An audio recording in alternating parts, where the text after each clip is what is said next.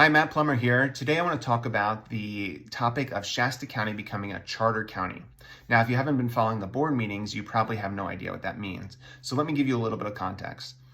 In California, the county government is an extension of state government, and they allow for two different organizational structures for how a county can operate. It can operate as a general law county, which means that they have to adhere to the state laws regarding, how many elected officials do you have, how is compensation determined for them, how are vacancies filled, and a number of other related items. Or you can become a charter county, which gives you some measure of autonomy over those decisions that I just referenced. And so right now in California, there are 44 general law counties and 14 charter counties. Among those charter counties, you have counties and cities where there's some unique circumstances, like in San Francisco and LA happening, but you also have counties that are pretty similar to Shasta County, like Butte County. Right now, Shasta County is a general law county, but the Board of Supervisors has been talking about becoming a charter county as early as this summer. I think that's probably most relevant because one of the things that has changed since 2021 to today is that state law now allows that if a supervisor is recalled, the governor can appoint a replacement. And as many of you probably know, Supervisor Cry is facing a recall in the March election. And so if he is recalled, then the Governor Newsom, could technically replace him with an appointment. Now, that hasn't happened in many circumstances, but it totally could. And so the current board doesn't feel that that is a good decision for a county, something I agree with. And so they are proposing that we move to becoming a charter county and that we then enact in that a ordinance that would say that if there's a vacancy on the board, that the Board of Supervisors is the one to appoint a replacement for them.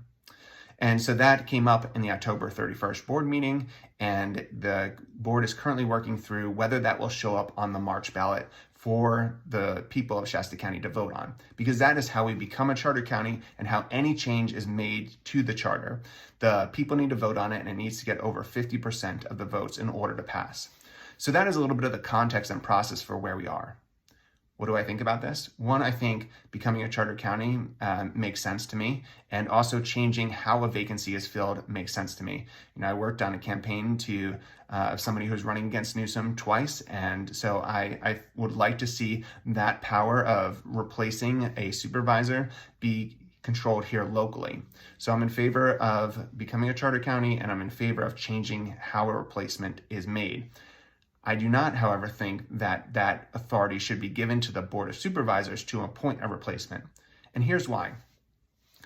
If somebody is going to be removed from the board through a recall, which is, probably the most common way that we're going to see a vacancy on the board, then there's a good chance that that person was part of what we could call the majority of the board, meaning that they were among a group that often voted together. Why is that? Well, if they're being recalled, that probably means that they were having a significant impact, considered negative by some, on the county. And that usually only happens for supervisors who are voting with a majority of other supervisors, such that things are actually getting passed and happening. So what that means is that there's either going to be on the board, after that person is removed, a 2-2 stalemate or a 3-1 majority in favor of and similar to the person who was just recalled, which means that that board would be inclined to replace the person that was just removed with someone who was similar in ideology and opinion to the person that was just removed. And I don't think that honors, the efforts of the recall. Because the people were essentially saying, we don't think that that person is representing our interests, and so we've removed them. So we won't want the board to replace them with someone that mirrors the opinions and processes and decisions of the person that was just removed. And so instead, I would suggest that we become a charter county and we change how a vacancy is filled such that the people get to vote on that in a special election, get to vote on a replacement. And if that means that we only have 4 supervisors for a period of time, I'm actually okay with that, because I do think that that would actually force our supervisors to work together to cross kind of ideological lines and to see if they can actually put getting work done ahead of their differences. And so I'm okay with that. Now, there were some criticisms of the idea of moving forward with the charter county. One of those was that the Board of Supervisors should not be the ones to make the decision, but that should be done by a charter commission.